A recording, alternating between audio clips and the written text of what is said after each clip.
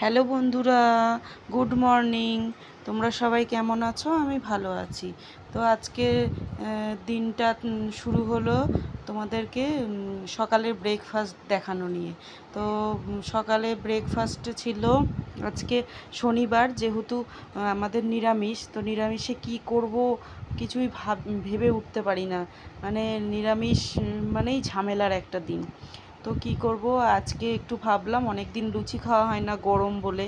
তো আজকে একটু গরমটাও কম আছে, তো একটু লুচি করি আর একটু আলুর দম করি।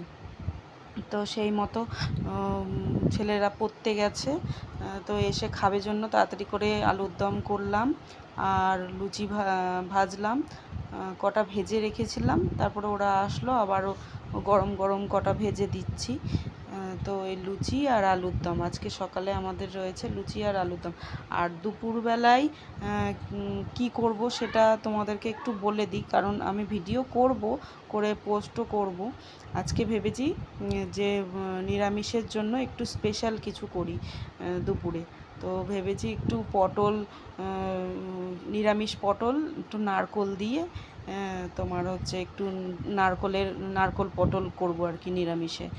তো ওই রান্নার রেসিপিটা তোমাদের সাথে শেয়ার করব, তাও একটু বললাম যে করব। আর করব মটর ডাল, ভাত বসিয়ে দিয়েছি, ভাত আর মটর ডাল আর হচ্ছে নিরামিষ পটল করব নারকোল দিয়ে।